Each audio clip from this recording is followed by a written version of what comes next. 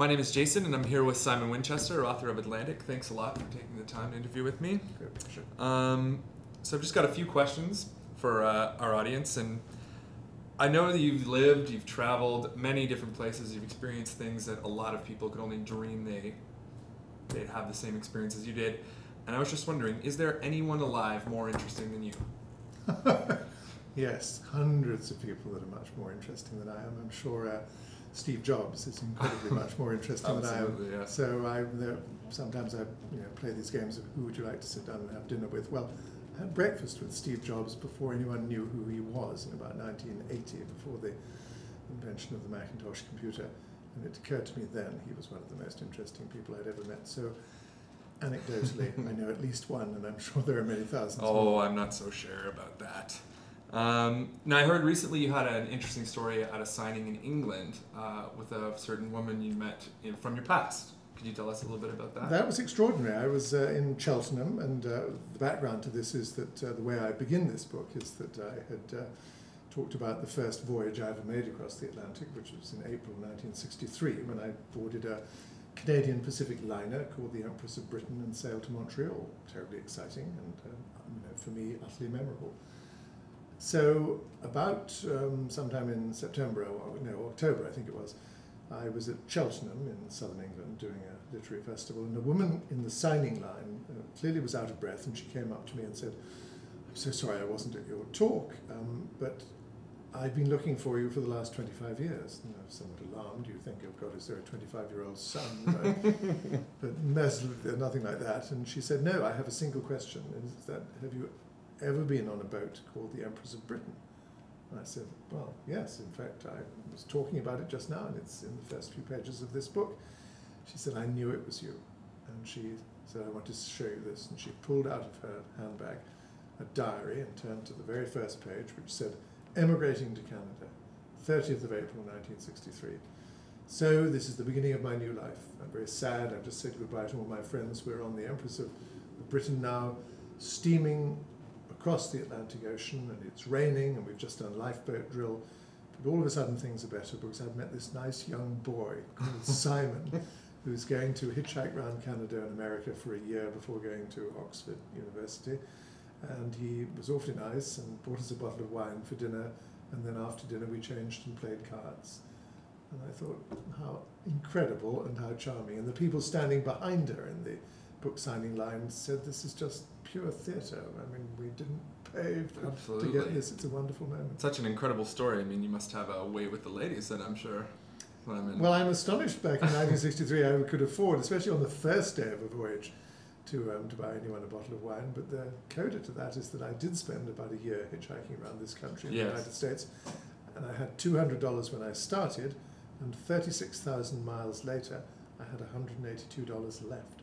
So it cost me $18 because people in North America back then were so incredibly generous. Yes, absolutely. You think things have changed a little bit? People aren't as generous anymore? There's no way I would let my children hitchhike across. I don't know about Canada, but certainly not across the United States. Things have changed for sure. Now, America is named after Amerigo Vespucci, and so I was just curious, since yours and my name aren't really, it's not easy to name something after Simon and Jason, Simerica, Jason America. I was curious if you had found what is now called America, what would you call it? What would I call America? Fabulandia, because it is full of the most fabulous creatures, mountains, and things. Interesting. Okay.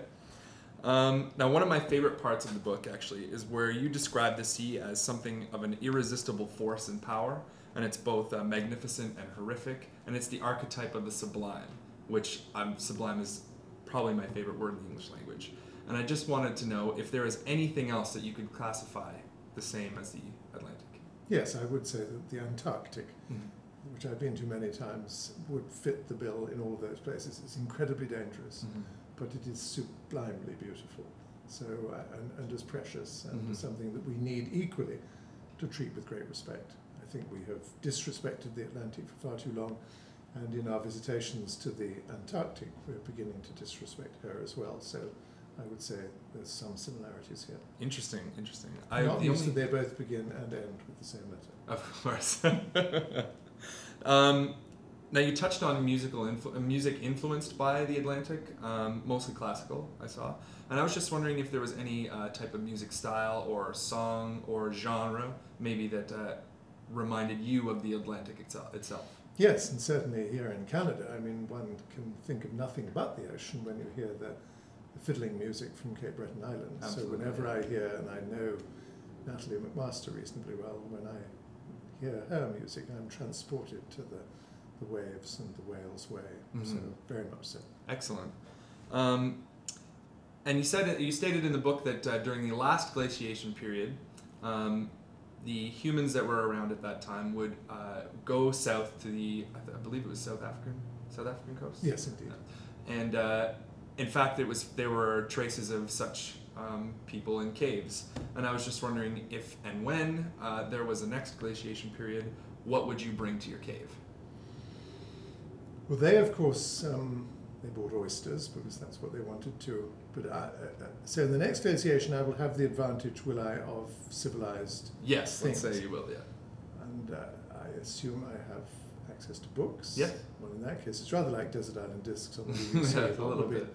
I would take an Oxford English dictionary. That's the first thing you would think of to take. I'm assuming I can eat. Blow Right, so I eat an OED. shellfish, I'm sure.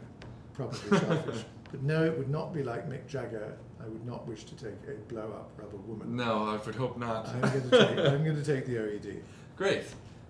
So, do you feel that technology has maybe lifted some of the mysteriousness from the Atlantic, or is it still as mysterious and great as in the past?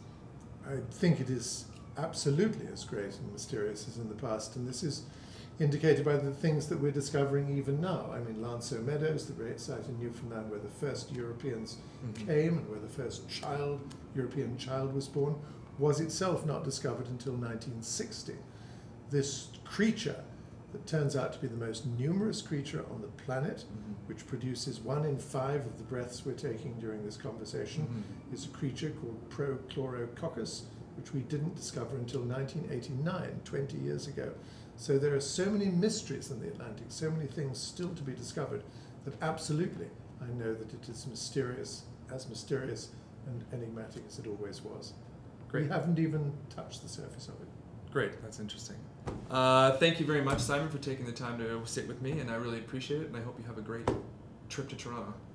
Most kind. Thank Take you care. very much. Thank you.